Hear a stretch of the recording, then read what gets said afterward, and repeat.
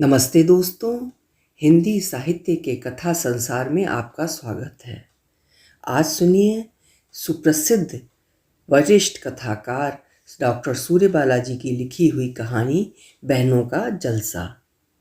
8वें दशक से हिंदी कथा लेखन को अनवरत समृद्ध करने वाली प्रतिष्ठित रचनाकार सूर्य बालाजी की कहानियाँ अपनी अलग और अनूठी मुद्रा की वजह से हमेशा से पाठकों को अभिभूत करती आई हैं।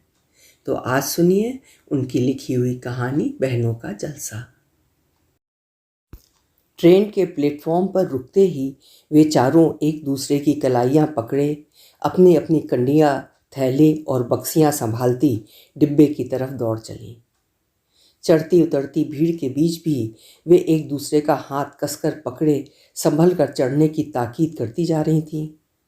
पहले तू, नहीं तू चढ़ पहले की जल्दबाजी में सबने मिलकर पहले सबसे बड़ी को चढ़ाया, जबकि वो अपने से पहले तीनों छोटियों को चढ़ाना चाह रही थी।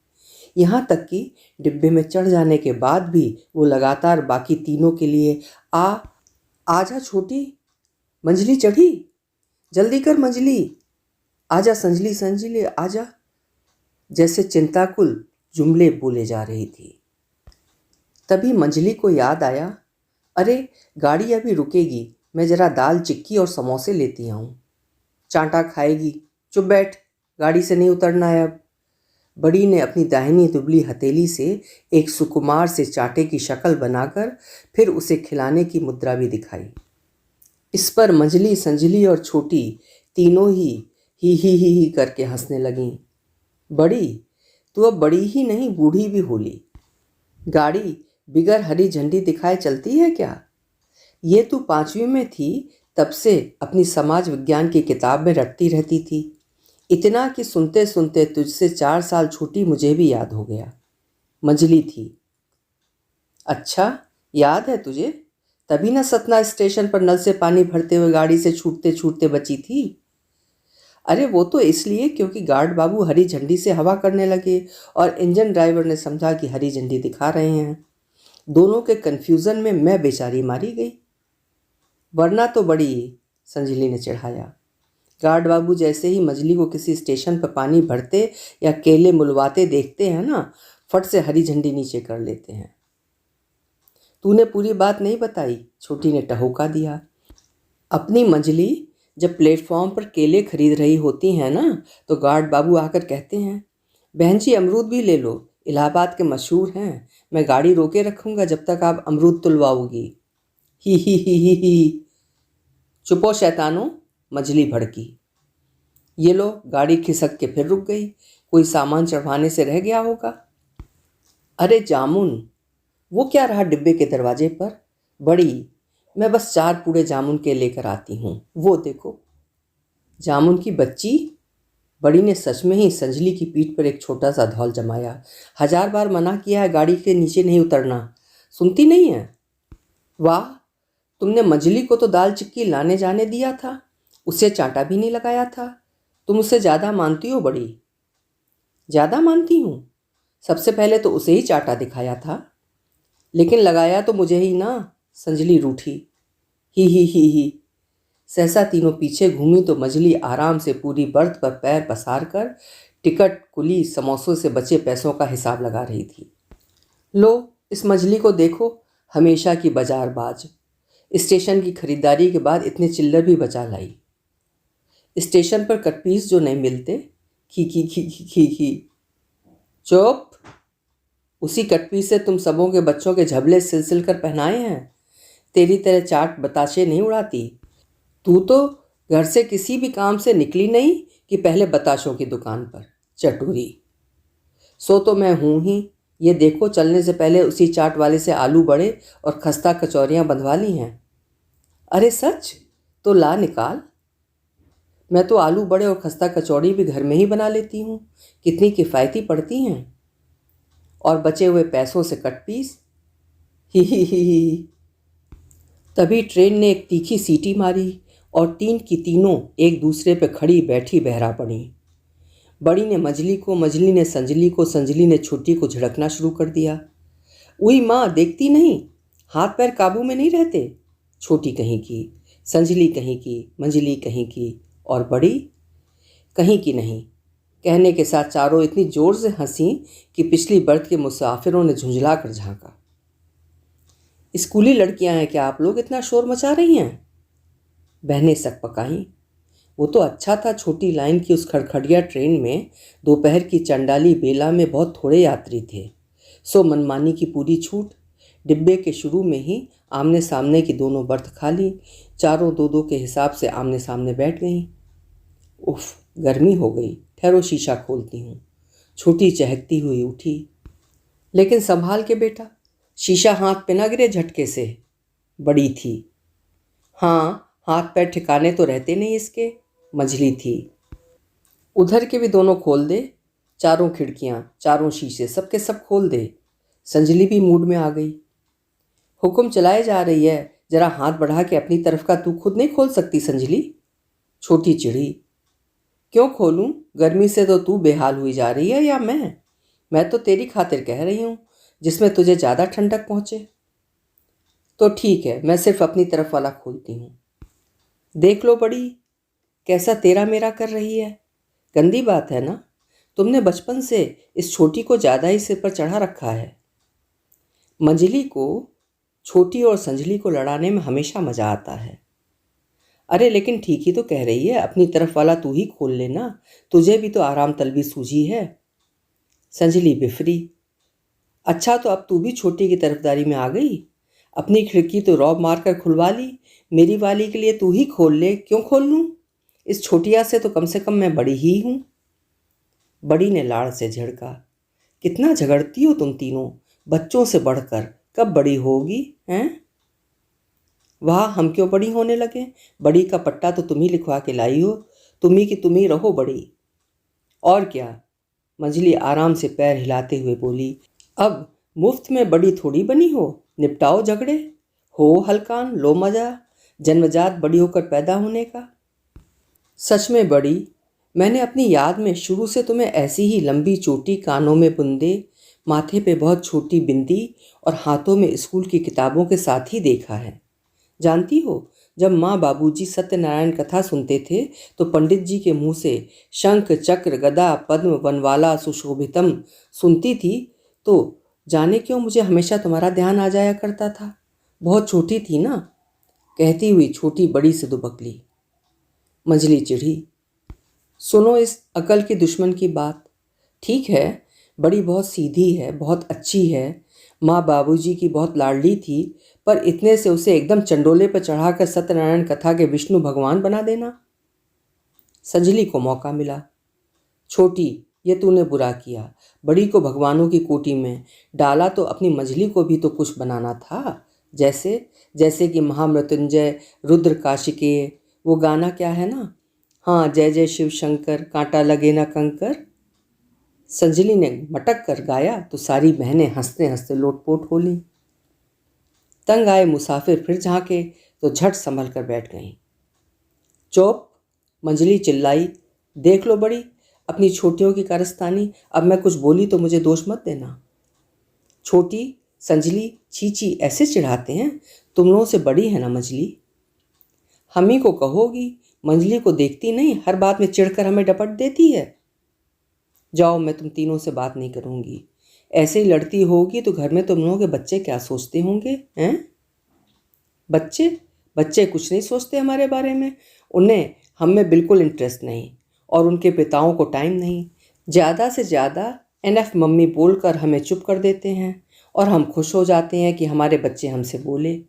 इस छोटी से पूछो, इसके वाले तो और ज़्यादा अंग्रेज हैं। मेरे वाले? कानों में ईयरफोन और आंखों के सामने तमाम सारे फन, गेम्स, पजल्स। वे सिर्फ मोबाइल में बोलते हैं और उनके पिता फ़ोन पर निर्देश देते हैं। वे घर से ऑफिस जाते हैं, ऑफिस से किसी न किसी एयरपोर्ट, और उसी तरह लौटते भी हैं। तीनों बहनें आंखें फाड़कर चमत्कृत भाव से सुन रही थीं।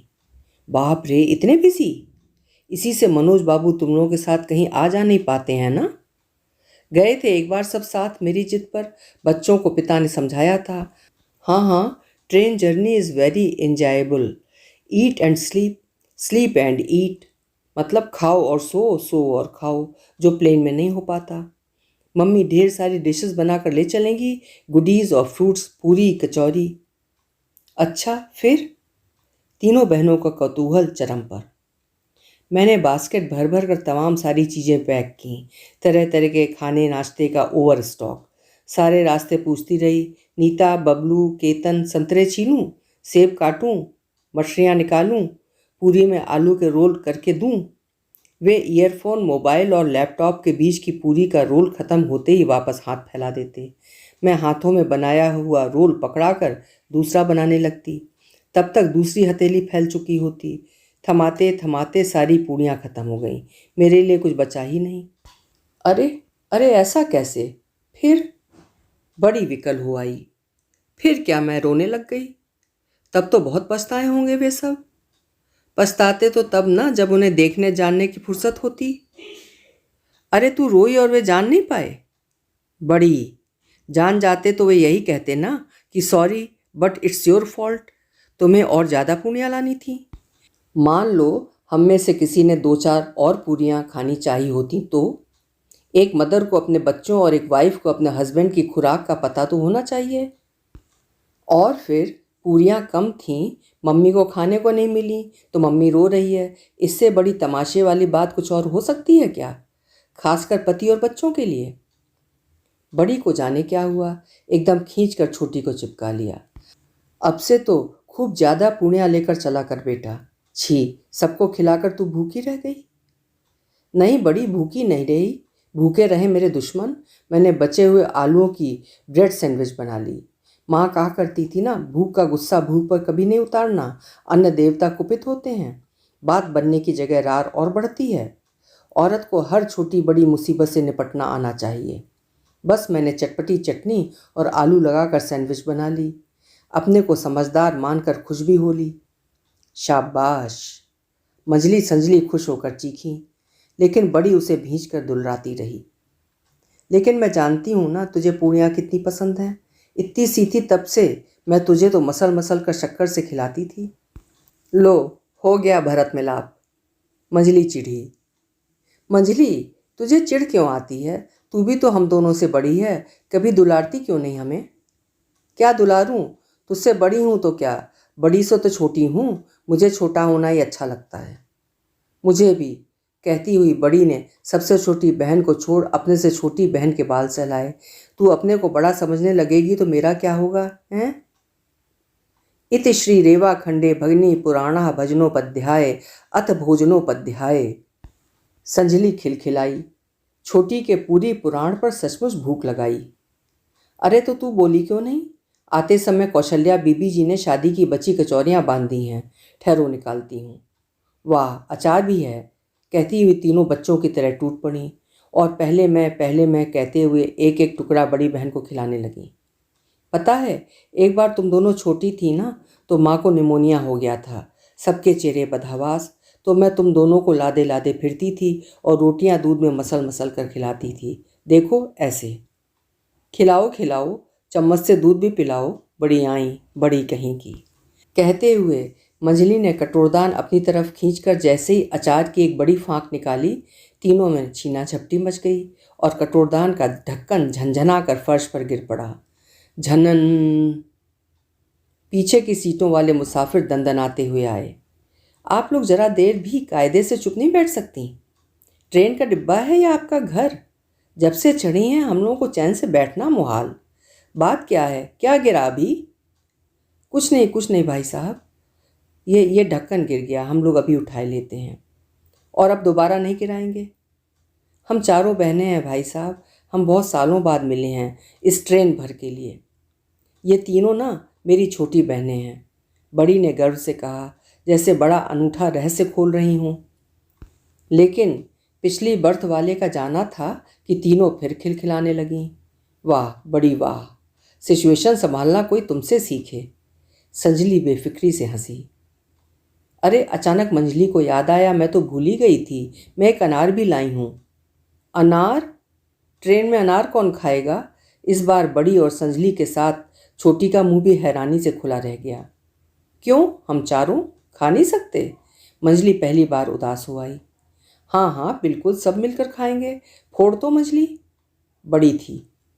छोटी अभी भी मुंह बिचकाए बोली, लेकिन बड़ी, अनार के रस से तो कपड़ों पे दाग लग जाते हैं, और यहाँ ट्रेन में चारों तरफ लिस लिस अलग। मंजली फिर चिढ़ी छोटी पर। लिस लिस करेगा तो बाथरूम में पानी नहीं है धोने के लिए? इसके ऊपर तो नफासती हस्बैंड और नाक भौं सिकोड़ू बच्चों का भूत सवार रहता है सारे समय। मंजली ठीक कहती है छोटी। तब तक लो फूट गया अनार, चारों एक साथ बोली, और मंजली शान से दोनों पैरों के ऊपर अखबार बिछाकर अनार के दाने निकालने लगी। ठहरो, मैं दाने निकाल निकाल कर सबको देती हूँ। संजली दाने चूसती जोर से हंसी। सच में सोचो तो सही, दुनिया के इतिहास में और चाहे जो कुछ खाया गया हो ट्रेन में, पूरी, पराठे, केले, संतरे, लेकिन अनार, इसी से सिर्फ हम चारों खाएंगे, पहली बार ला मंजली। अचानक बड़ी मुग्ध भाव से बोली, कितने सुंदर लग रहे हैं ना एक साथ जुड़े अनार के दाने, जैसे हम ना बड़ी। लेकिन मंजली उन्हें छितराए जा रही है। हम भी तो अलग अलग स्टेशनों पर छितरने वाले हैं। ए चुप, बेबात की बात मत कर, ले अनार के दाने। संजली को अ से अनार मैंने ही पढ़ाया था, याद है तुझे? याद है बड़ी। अ से अम्मा, अ से अनार, आलू, आम, न खाओ साथ। खी खी, बड़ी बेकार तुकबंदी है भाई, छोटी बोली। हाँ, मुझे भी ये वाली लाइन बिल्कुल पसंद नहीं थी, लेकिन किताब में लिखी थी तो याद करनी थी, संजली ने कहा। अचानक बड़ी बोली, तुझे कैसे अच्छी लगेगी?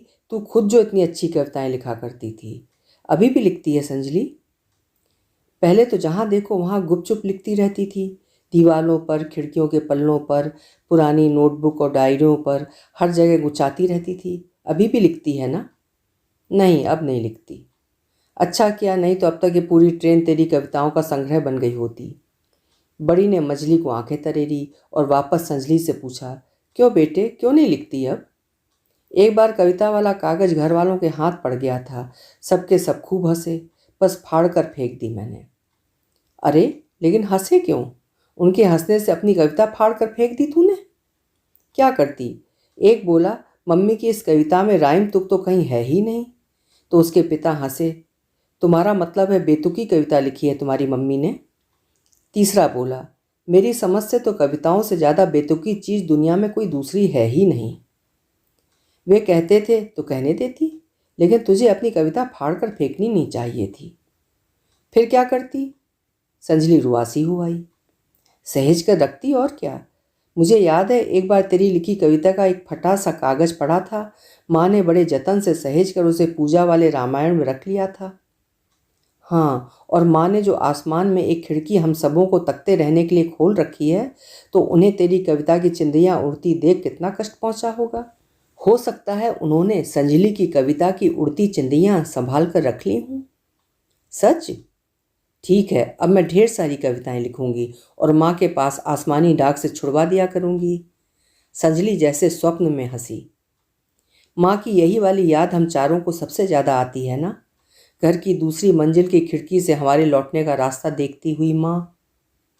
बाप रे, बाजार, हाट, मेले ठेले से लेकर स्कूल के सालाने जलसे तक से जरा देर हुई नहीं कि माँ चिंता से बेहाल खिड़की पर हाजिर, कि कहीं उनकी बेटियों को जरा भी ठोकर ना लगी हो, खरोंच ना आई हो, सिर ना दुखा हो, छींक ना आई हो। मंझली थी। और अब कैसा लगता है जब चाहे जितनी देर से घर लौटो, कोई घबराने परेशान होने वाला नहीं, सिवा इसके कि आ गई। चाय नाश्ता तो हो गया मेरा, आधे पौने घंटे से पहले तुम खाना क्या दे पाओगी? तो जरा बर्फ़ तोड़कर बियर की गिलास ही पकड़ा दो। और हाँ, गुप्ता जी को फ़ोन करके अभी से बता दो कि मैं कल बाहर जा रहा हूँ। इसी से याद आया, सुबह जल्दी ही निकलना है तो मेरी अटैची भी इसी समय लगा देना। तुम्हें टालने और भूलने की पुरानी बीमारी है। संजली अपनी रौ में उन्मादनी सी उगलती जा रही थी। एक बार रुआसी होकर कहा था, मैं भी भीड़ से धक्के खाती ट्यूशन पढ़ाकर लौटी हूँ, इतनी देर से आई, तो क्या तुम में से कोई मेरे लिए घबराया भी था? किसी ने सोचा कि कहीं मैं किसी रिक्शे मोटर के नीचे? आजकल तो भरी भीड़ में किडनैप कर लिए जाते हैं लोग। तो उन सब का सेंस ऑफ ह्यूमर उछल कर ऊपर आ गया। कम ऑन, अब इस खुशफहमी में तो रहो मत कि कोई तुम्हें इस उम्र में किडनैप, हा हा हा। और गाड़ी मोटर के नीचे आई तो नुकसान उसी का होना। तुम्हारे पर्स में रखी डायरी में घर का पता दर्ज है ही। असल में तो तुम हमें इमोशनली ब्लैकमेल करने की तरकीबें सोचती रहती हो और कुछ नहीं। काश काश कोई भला मानुस मुझे सचमुच किडनैप कर ले जाए तो तुम लोगों को आटे दाल का भाव। हो हंसी का ठहाका लगा। जिस शाह खर्ची से तुम घर चलाती हो, इस फेर में मत रहना कि फिरौती भर की रकम मेरे पास निकलेगी। हाँ, तुम दूध सब्जी महरी रिक्शे के किराए के बहाने जब तक जो पैसे मुझसे झटकती रहती हो उसका अता पता बता दो तो शायद वक्त ज़रूरत। कोई पूछे कि तुमने तो पिछले 24 सालों से सिर्फ खर्च की कटौतियों के हवाई फरमान जारी किए हैं कि फलां के घर की तरह सिर्फ 250 ग्राम कद्दू नहीं लिया जा सकता, सिर्फ एक थैली दूध में काम नहीं चलाया जा सकता। अब कौन दूध पीता बच्चा है इस घर में? फलां के घर में महरी सिर्फ बर्तन धोती है, हमारे यहाँ झाड़ू पोछे कपड़े तक की शाह खर्ची। जबकि उन्हें अच्छी तरह मालूम है कि फलां की बीबी 2,500 की ट्यूशन करने नहीं चाहती। बड़े होते बच्चों के खर्च की बात करो तो तुम ही ने आदतें बिगाड़ी हैं। क्या ज़रूरत है पॉकेट मनी देने की? कह दो कि उनके दोस्तों के बापों की तरह मेरी ऊपरी आमदनी की नौकरी नहीं है, बस। बुत बनती बहनें संजली को फुसलाने का उपाय सोच रही थीं। मिल भी गया। गाड़ी रुकी। अरे अरे मुगल सराय, यहाँ गाड़ी देर तक रुकती है, जंक्शन है ना। अरे देखो कैसा ताजी भुनी सोंधी सोंधी मूंगफलियाँ। आजा संजली, चुटुर चुट छील छील कर नमक के साथ खाएंगे। बड़ी मजली, शोर मत मचाना, हम हरी लाल झंडी पर नज़र रखेंगे। डिब्बे में सिर्फ बड़ी और मंजली रह गईं तो मंजली चुपचाप उसकी गोद में दुबक ली। बड़ी ने माथे की लटें उठाकर कान के ऊपर संवार दी, जाने कब तक सहलाती रही। अचानक उंगलियां चौंक कर सिहर गईं। कानों के ऊपर बालों के नीचे गहरी चोट का एहसास। बड़ी की हथेलियां कांपीं। ये चोट कैसे? कब? मंजली तूने बताया नहीं? कुछ नहीं, रसोई में नीचे झुककर आलू प्याज की कंडियां निकाल रही थी, अलमारी का कोना। हर समय अफरा तफरी लगाए रहती है तू। ये तो गहरा घाव है बेटा। मंजली कुछ बोली नहीं, सिर्फ बड़ी की हथेलियों ने चोट वाली जगह को दोबारा बालों से ढाँप दिया। बड़ी स्तब्ध बैठी रही, फिर आहिस्ता से बोली, टाँके लगवाने पड़े होंगे ना? मंजली ने निशब्द हाँ में सिर हिलाया और बिखरे बालों की लट से दोबारा घाव अच्छी तरह ढाँपने लगी। बड़ी ने ढाँपने दिया, जैसे कह रही हो, हाँ ढाँप ले, उघाड़ने से फ़ायदा। बाहर से छोटी और संजली चीखीं, अभी गाड़ी छूटने में देर है, हम गरम भजिए लेकर आते हैं, तुम दोनों घबराना मत। हाँ हाँ, बड़ी ने धीमे से मंजली का चेहरा अपनी ओर घुमाया, फिर माथा सहलाते हुए पूछा नहीं, जैसे कहा हो। रौनक न? जैसे चट्टानें फटी हों और आंखों से उबलते पानी का सोता फूट पड़ा हो। मंजली भलभला कर रो दी।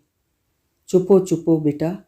बड़ी ने आंचल से पहले उसकी आंखें पोंछी, फिर अपनी। सर्वेश बाबू से कुछ कहा सुनी? मंजली ने बर्थ के पीछे सिर टिकाए टिकाए ना की। चाहिए क्या था? Motor bike. उन्मादग्रस्त सी मंजली ठहर ठहर कर बोल गई, दोस्तों की मोटरसाइकिलों के 2-2 एक्सीडेंट पहले ही करा चुका है, पुरानी अब काम लायक नहीं, इस बार मैं ही बर्दाश्त नहीं कर पाई, चिल्ला पड़ी। उसे देख देख कर अब छोटा भी। बच्चों के पिता को तो कुछ कहने समझाने का कोई मतलब नहीं। मंजली का सिर पीछे टिका था, चेहरा तर। बड़ी ने आगे कुछ ना पूछा, ना उसे कहने ही दिया, सिर्फ कहा, जा आंखें धुआ, दोनों आती होंगी, देखेंगी तो तूफान मचा देंगी। सचमुच दोनों हड़बड़ाती हुई चढ़ीं। अरे अरे चाय वाले भैया, इधर इधर आना, बस 4 कुल्हड़। लो, छलकाई ना कपड़ों पर। छलकेगी नहीं, पकड़ो पकड़ो, चीखे जा रही थी। तुझे गर्म नहीं लग रहा था क्या? तो मैं पैसे नहीं निकाल रही थी क्या? संजली थी। और मंजली कहाँ गई? उसे भी तो इसी समय बाथरूम जाना था। लो, तो तेरी वजह से मैं बाथरूम नहीं जाती क्या? बाथरूम से मुंह धोई तरोताज़ा मंजली निकल रही थी। बड़ी ने राहत की सांस ली। अच्छा बड़ी, तुम्हारा भी तो हमारी तरह लड़ने को मन करता होगा ना? नहीं, मेरे और बड़ी के लड़ने की गुंजाइश ही कहाँ छोड़ती हो, तुम दोनों जन्म की लड़ाकनों। मंजली के कहते ही दोनों छोटी बहनें उस पर टूट पड़ी। वाह जी वाह, चली हैं बड़ी की बराबरी करने। देखो कैसी दूध की धुली बन रही हैं। हमें सब याद है, बचपन में हम दोनों जो भी चुराते खाते गिराते या तोड़ते सबकी चुगली झटपट अम्मा से कराती थीं। फिर मैं तुम दोनों से बड़ी नहीं थी? तुम जैसी छोटियों और चोटियों को सुधारना भी तो मेरा फर्ज था। मी लॉर्ड, सुधार का नाटक करने वाली ये मजली अपनी खुराफातों पर पर्दा डाल रही है, वरना तो कच्ची इमली खट्टी अमियाँ अमचूर चीनी चुरा चुरा कर खाती थी ये। और हाँ, दूध के ऊपर की मलाई भी। खी खी करके सब हंसती। देख लो मेरा केस इतनी चटपटी चीज़ों से भरा होता कि तुम दोनों भी पास आकर जबान चटकार चटकार कर मांगती। हाँ, दूध मलाई तो मजली को शुरू से भाती थी। बड़ी मगन होकर बोली, वाह बड़ी वाह, मजली की चोरी पर भी तुम्हें प्यार आ रहा है, हे भगवान। मजली इतनी गबदुल्ली सी थी मलाई खा खा कर कि सभी को इस पर प्यार आता था। देखो कैसी फूल कर कुप्पा हो रही है, और हम दोनों छोटियाँ। तुम दोनों तो सीख सलाई सी थीं, एक दूसरे की चोटियाँ खींचती रहती थीं और छोड़ो मेरी चोटी कहकर चीखती रोती भी रहती थीं, लेकिन चोटी दोनों में से कोई नहीं छोड़ती थी। हाउ स्वीट, ही। और मी लॉर्ड, इन दोनों चिनमिनों को छुपाने और तंग आने पर चांटा लगाने की जिम्मेदारी माँ हम ही दोनों पर तो छोड़ती थी ना बड़ी? ऑर्डर ऑर्डर, दोनों छोटियाँ चीखीं। निरी बेवकूफ़ों, ऑर्डर ऑर्डर जज करते हैं, अभियुक्त नहीं। तो मी लॉर्ड, अम्मा का आदेश मिलते ही मजली आओ देखती थी न ताओ, बस हमें चांटे लगा दिया करती थी। आप तक बात पहुंचानी नहीं देती थी, जानती थी ना कि बड़ी तो कभी चांटे लगाएगी नहीं। बिल्कुल संजली, शोषण धोखाधड़ी और धांधली के जितने आरोप इस मजली पर हैं ना, अरे देश की आज जो हालत है उसकी आधी से ज़्यादा जिम्मेदारी इस मजली पर ही। चुप, मजली झपटी। तीनों की इस गुत्थम गुत्था में पानी पीती बड़ी को इतनी जोर की हंसी आई कि हंसते हंसते सुरसुरी चढ़ गई। तीनों बहनों में बड़ी का माथा ठोकने, पीठ सहलाने और पानी तलाशने की होड़ मच गई। मी लॉर्ड का मुंह धुलाया गया और नाना करते भी उसका सिर मजली ने अपनी गोद में रखकर लिटा दिया और बाकियों से चुप रहने का इशारा किया। छोटी कान के पास मुंह ले जाकर फुसफुसाई, बड़ी आराम हुआ कुछ? सजली ने पूछा, सिर के नीचे तौलिया रख दूं? बड़ी ने हाथ से नहीं का इशारा किया और आंखों पे कोहनी रख ली। शांत स्तब्ध तीनों बहनें एक दूसरी को चुप का संकेत देती बैठी रहीं। गाड़ी एक छोटे स्टेशन पर रुकी और मिनटों में सरपट दौड़ चली। आज स्टेशन कितनी जल्दी जल्दी आ रहे हैं ना, एक बहुत धीमे से दूसरे के कान में फुसफुसाई। दूसरी ने चुप कहकर आंखें तरेरी। बड़ी, माथा दुखता है, हम दबा दें? कहते हुए तीसरी ने कोहनी उठाई तो आंखों के नीचे तक की लटें तरबतर। वो गीलापन तीनों बहनों ने एक साथ देखा और उनकी आंखें डबडबाती चली गईं। पूछ भी नहीं पाईं कि क्या दुखता है बड़ी। तीनों ने एक साथ सोचा, हम अपने ही दुखों के खटरागों से उसकी झोली ठूस ठूस कर भरते रहे। वो हम सबकी सुनती समझती सहलाती बहलाती रही, मुक्त भाव से हंसती हंसाती रही, लेकिन उसके मन की गांठें। क्या हुआ पगलियों, चुप क्यों हो गई तुम सब? क्या बात है, बोलो। कुछ नहीं, बस स्टेशन बहुत जल्दी जल्दी आ रहे हैं ना, वही। गाड़ी थोड़ी लेट हो जाती तो क्या बिगड़ जाता इसका? कैसी बच्चों सी नटखटिया बातें, फिर न जाने कब कर पाएं ऐसी बेतुकी ऊट पटांग बातें, है ना बड़ी? अचानक गाड़ी एक तेज धड़धड़ाहट के साथ पुल पर से गुजरने लगी। बड़ी ने जल्दी से अपना बटुआ खोला और तीनों छोटी बहनों को एक एक सिक्का थमा दिया, जैसे बरसों बरस पहले माँ और पिता दिया करते थे। हाँ, वे पुल से गुजर रही थीं, अतीत और वर्तमान के। चारों ने एक साथ खिड़की से सिक्का फेंका। छन्न की आवाज़ के साथ पुल के आयताकार गार्ड से टकराते सिक्के चार नन्हे वृत्त बनाते पानी में विलीन हो गए। लाओ एक भाई के नाम का भी डाल दें। कहाँ होगा इस वक्त? शायद बहुत दूर, अरब देशों में बन रहे बांध के नीचे बहती नदी को ही देख रहा हो, हमारी तरह। जाने क्यों अरब देश चला गया? तुझे कुछ पता नहीं, मकान पर कर्ज बढ़ता जा रहा था, समय रहते कर्ज पर काबू करना था ना उसे। माँ की बीमारी वाले कर्ज का क्या करता वो? अरे भाई के नाम का सिक्का तो डाला ही नहीं, लेकिन नदी तो गुजर गई, दूसरी आएगी। इस रास्ते में 3 नदियाँ आती हैं, गंगा, गोमती और घाघरा। तुम्हें कैसे मालूम बड़ी? हम जब भी इस रास्ते से गुजरते माँ बाबूजी बताते। तुम्हें बाबूजी की याद है? ले, मैं तो 13 की थी और इस रास्ते से तो हम हर साल 6 महीने पर गुजरते। हम सब भी? हाँ, लेकिन बहुत छोटी थी तुम दोनों, हम सब साथ साथ, यही शहर, रास्ते, नदियाँ, बनारस, इलाहाबाद, मिर्ज़ापुर, जौनपुर, गंगा, यमुना, घाघरा, गोमती। अच्छा बड़ी, तुम छोटी थी तो कैसी दिखती थी? ले, तूने बड़ी की वो बचपन वाली फ़ोटो देखी नहीं? लेसदार फ्रॉक, नन्हे नन्हे बूट, हाथों में जापानी गुड़िया और सर पे फुलनेदार टोपा नहीं? ही। हाँ, बड़ी गर्व से बोली। तब तक अकेली मैं ही थी ना। ये मजली गब्दुल्ली तो मुझसे 5 साल बाद पैदा हुई। तो जरा छींक आई, जरा हिचकी भी ली मैंने कि तहलका मच जाता। डॉक्टर, वैद्य, डीठ, दिथौने, राई, मिर्चें उतारी जाने लगती। उस जमाने में भी मेरे लिए मर्तबानों में बिस्कुट टॉफ़ियाँ रखी रहती थीं कि कब किस चीज़ की फरमाइश कर बैठूं मैं। लेकिन तुम कुछ खाती ही नहीं थी ना। जब देखो हम छोटियों के सामने भी अम्मा तुम्हारी ही चिंता में हलकान। दुष्टनियों, आपस में छीन झपट कर सारा कुछ खा जाती हो। ये नहीं कि जरा बड़ी बहन को भी। वाह, वो खुद क्यों नहीं खाती? जैसे हम खाते हैं वो भी खाएं। तो अम्मा बड़े लाड़ से कहती, वो कहाँ खा पाती है, चिड़ियों के बच्चों सी टूंकती है। एक आध बार तो इतना गुस्सा आता कि चलो हम भी नहीं खाते, देखें अम्मा हमें भी बड़ी की तरह खिलाती हैं कि नहीं।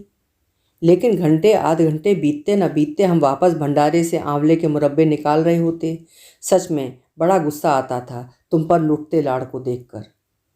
नहीं, बड़ा अच्छा लगता था, बड़ा मज़ा आता था। जानती हूँ, क्योंकि तुम सब भी तो उसी लाड़ में शामिल होती गईं। तुम सबको एहसास भी है इसका ना? हाँ बड़ी है। इसका भी कि हमारी माँ, हमारे पिता कभी उदासे नहीं हम बेटियों को देखकर।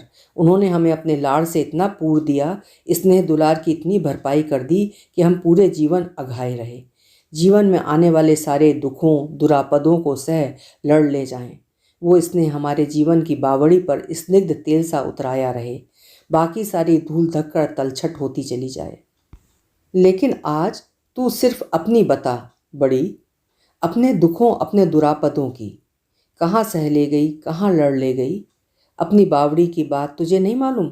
माँ हमेशा तुझे सोचा करती थी, पर हमारे पूछने पर कुछ नहीं बताया कभी। माँ की तो आदत ही थी परेशान होने की। चलो, रात छिड़ती जा रही है, कब से खाया नहीं तुम तीनों ने। नहीं, हमें बिल्कुल भूख नहीं है, तुम बहका रही हो। आज आज बताओ बड़ी, हम फिर ना जाने कब मिलें। क्यों छोड़ दी थी तुमने कोठी, क्यों त्यागा? राम की जगह सीता ने राजपाट, सारी सुख सुविधाएं। सुख नहीं, सिर्फ सुविधाएं। और सुविधाएं सुख या दुख का कारण नहीं हुआ करती। तब फिर कारण? कारण बाहर से ज़्यादा हमारे अंदर के हुआ करते हैं रे। बाहर जो कुछ घटता है उससे ज़्यादा अंदर घटित होता रहता है, और असल में वही हमारा जीवन संचालित करता है। तो बस समझ ले, मन हटकर बैठा कि बस बहुत हुआ, अब इस हवेली में रहना नहीं हो पाएगा। मोह माया त्यागने की घड़ी आ गई। यूं ही? नहीं प्लीज़ बड़ी, बुझौलिया मत बुझाओ, ठीक ठीक बताओ ना, एक एक शब्द। मुश्किल से तो हम साथ हुए हैं, सिर्फ हम चारों। ये समय सिर्फ हमारा है, और रात बीतने के साथ फिर छिन जाने वाला है। तो बताओ बड़ी, ठीक ठीक कब, कैसे? बस ऐसे ही, किसी जलसे की शाम बैठक खाने से आवाज़ें आ रही थीं। अपने अपने खानदानों की खूबियाँ बखानी जा रही थीं। राव उमराव सिंह की आवाज़ बुलंद हुई। हमारे यहाँ तो हमेशा बेटे की पैदाइश पर बंदूकें दागी जाती हैं जनाब। बाकायदे ऐलान किया जाता है खानदान के नए वारिस की पैदाइश का। लेकिन इसके पहले कि लोगों की रश्क भरी वाहवाहियों का समा बंधे, रायज़ादा साहब के अंधे अहंकार से भरी आवाज़ गूंजी।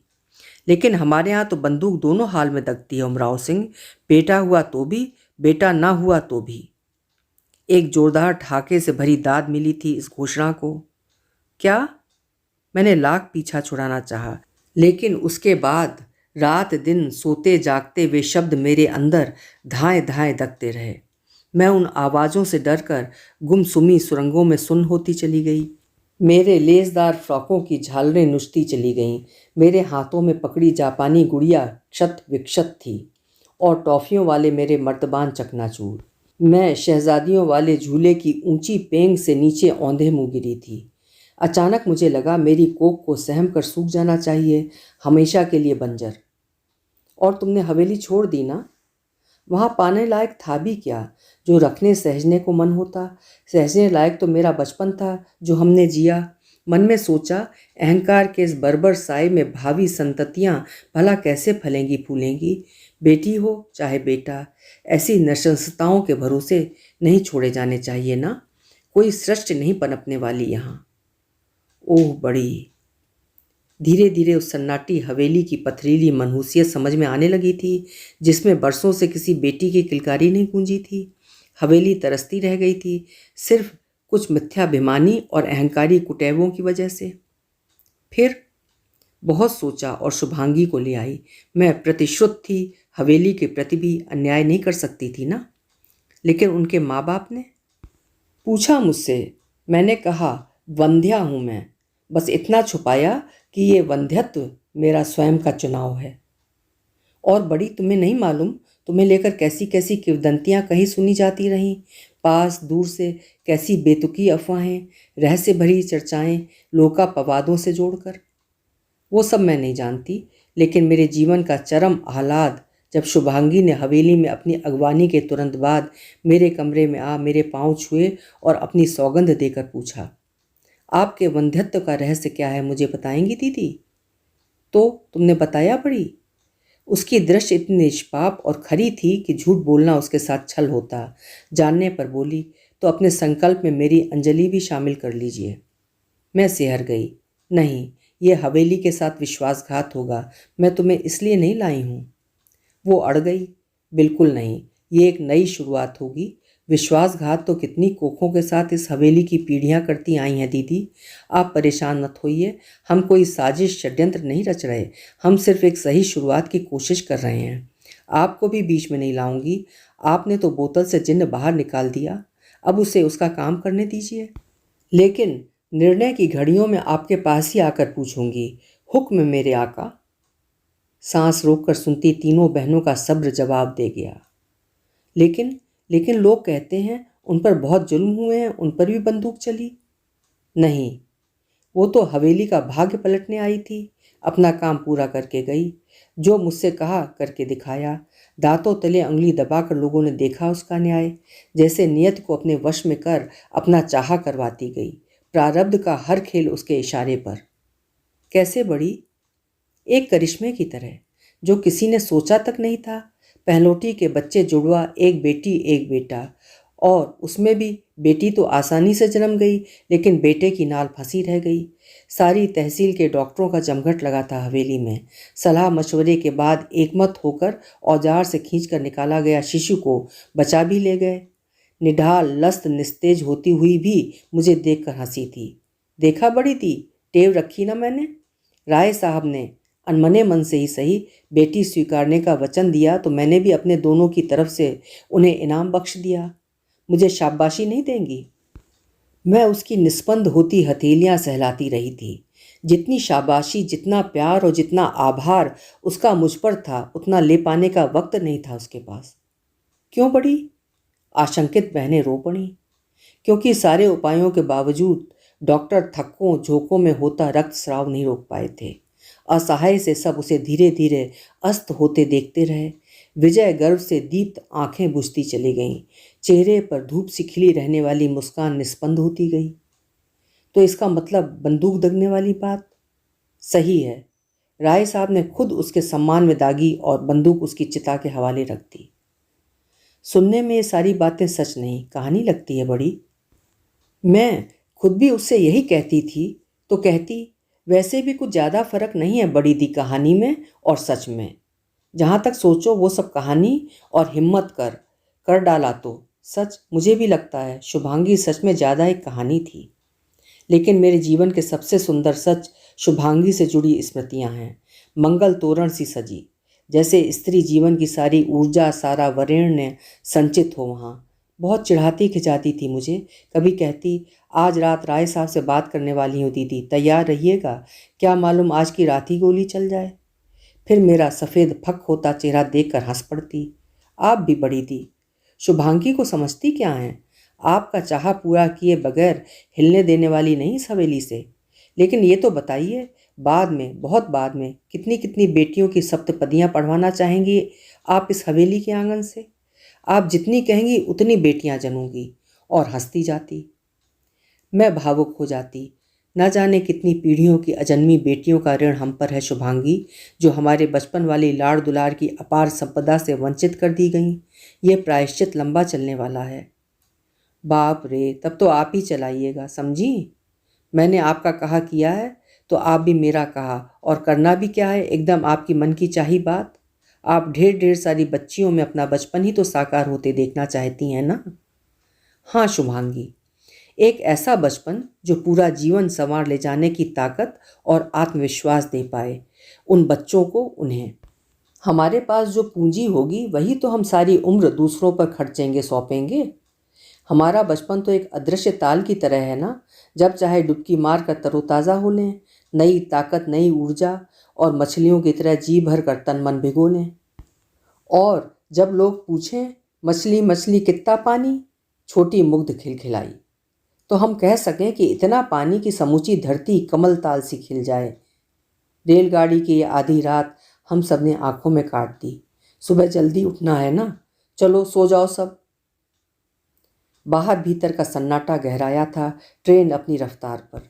अंधेरे में एक सहमी फुसफुसाहट तैरी थी। बड़ी सो गई? नहीं संजली, तुझे ही सोच रही थी। एक बात कहनी थी तुझसे। कह डाल। तुम्हारे और शुभांगी दी जितनी तो नहीं, लेकिन एक छोटा ही सही पर बहुत दुस्साहसी कदम मैं भी उठा ले गई बड़ी। तुमसे उस पर सही करवाना चाहती हूँ। मंजली और छोटी के सामने हिम्मत नहीं पड़ी। बड़ी वृंदा ना, वृंदा अब नहीं मेरे पास। मैंने उसे एक रात चुपचाप पिछले दरवाजे से चली जाने दिया। जानती हूँ। क्या? कि गलत नहीं किया तूने। बस यही सुनना था तुझसे। तेरी जगह हम तीनों में से कोई होती तो अपनी बेटी के साथ यही करती, समझी। लेकिन आशुतोष ने उसका गुस्सा मुझ पर उतारा। तो जान गए वो तो जानते ही मुझसे उगलवाने की तरकीबें उन्हें मालूम हैं। हम सबको सच छुपाने की युक्तियां भी नहीं आती ना। वृंदा बहुत रोती थी। वो इस तरह अपने घर से रात के अंधेरे में छुप कर नहीं जाना चाहती थी। वधू वेश में धान पान के साथ विदा होना चाहा था उसने। विट्ठल ने भी। उसे यह भी पता था कि उसके जाने के बाद आशुतोष मुझे मत बता संजली। मेरा मन हल्का हो जाएगा बड़ी, लेकिन मेरा मन भारी हो जाएगा बेटा। तू बस इतना सोच, तूने वृंदा और विट्ठल को उनके जीवन की सबसे बड़ी खुशी सौंप दी, जो मुझे नहीं मिली ना बड़ी। तभी तो तूने बेटी के सुख की कीमत अदा करने का जोखिम उठाया। लेकिन मन घबराता है बड़ी। पता नहीं कैसे हैं वो दोनों। आशुतोष का ठिकाना नहीं। दोनों ठीक से हैं, सुरक्षित। सच? तुमने कैसे जाना बड़ी? वृंदा ने मुझे पत्र लिखा था, फ़ोन पर बात भी की। उसे और विट्ठल को तेरी बहुत चिंता है। लेकिन आशुतोष? समझ जाएंगे। एक इंसान उनके भीतर भी है। तू ले आएगी उस इंसान को बाहर। सो जा अब। सुबह की उजास फूटने से पहले ट्रेन किसी स्टेशन पर रुकी। मजली ने खिड़की से बाहर झांका। अंदर एक हॉल सी उठी। उम्मेदपुर आ गया। क्या? बाकी बहनें झटके से उठ रुआसी हो आईं। इसका मतलब कुल 3 स्टेशनों बाद मजली को उतरना है। छोटे मोटे सामान समेट ले मजली। बड़ी ने पीठ पर हाथ रखा। मैं स्टेशन से चाय लाती हूँ, संजली थी। धत पगली, अभी तो सुबह की किरण भी नहीं फूटी है। मिलने तो दे, देख तो रही हूँ पूरा प्लेटफॉर्म कितना सूना सना का है। मेरे 2 स्टेशन बाद ही तो तुझे भी तो बस पकड़नी है। हाँ, फिर बड़ी उतरेगी, सो तो छोटी रहेगी ही। वो आखिरी स्टेशन तक गाड़ी का पिंड नहीं छोड़ने वाली। सुन, तू संभाल कर उतार देना बड़ी को, अच्छा। मेरी चिंता मत करो, मनु और प्रिया आएंगे ना, उतार लेंगे मुझको। छोटी को ट्रेन से नीचे उतरने की ज़रूरत नहीं। बड़ी, आखिरी स्टेशन पर तो अकेली ही उतरेगी ना छोटी, और वहाँ से टैक्सी लेकर अकेली ही एयरपोर्ट भी जाएगी। वो बिना ट्रेन से उतरे ही? वो बात और है, वहाँ तो पूरी ट्रेन ही रुक जानी है। अरे, एक और स्टेशन गुजर गया। ट्रेन को थोड़ा तो रुकना था, रुकी ही नहीं। जाने कौन सी आफत आई जा रही है इस गाड़ी पर कि बदहवास भागी जा रही है। हमेशा लेट होती है ये ट्रेन, आज लेट भी नहीं हुई। कल तक हम चारों अलग अलग अपने अपने ठिकानों पर होंगे ना, फिर ना जाने कब। अचानक छोटी बेसब्र होकर बोल पड़ी। बड़ी, बोल। बड़ी ने प्यार जताया। अगर हम इस गाड़ी के इंजन को पीछे की तरफ लगा दें तो ये ट्रेन उल्टी चलती जाएगी ना, और हम सब ऐसे ही बैठे रहेंगे साथ साथ, कभी अलग नहीं होंगे। अरे वाह, शाबाश छोटी, क्या बात सूझी है तुझे। चल, हम चारों बहनें इस गाड़ी के कलपुर्जे तजबीजते हैं और ऐसी चाबी घुमाते हैं कि हम चारों हमेशा हमेशा। वे सब आखिरी बार एक साथ उन्मुक्त हंसना चाहती थीं कि स्टेशन आ गया। उतरने से पहले वे चारों एक साथ गलबैयों में प्रार्थना के गुंबद की तरह जुड़ी कि फिर अलग अलग हो गईं। गाड़ी धीरे धीरे खिसक रही थी। निर्जन प्लेटफॉर्म पर मंजली अकेली अपने थैले के साथ खड़ी थी और ट्रेन के दरवाजे पर सिर से सिर जोड़े तीनों बहनें एक टक ओझल होने तक उसे देखे जा रही थीं। अभी आप सुन रहे थे डॉक्टर सूर्य बालाजी की एक बेहद प्रसिद्ध और बहुत ही भावनात्मक कहानी बहनों का जलसा। मुझे ज़रूर लिखिएगा कमेंट बॉक्स में कि ये कहानी आपको कैसी लगी। फिर मिलेंगे। आपका समय शुभ हो, मंगलमय हो।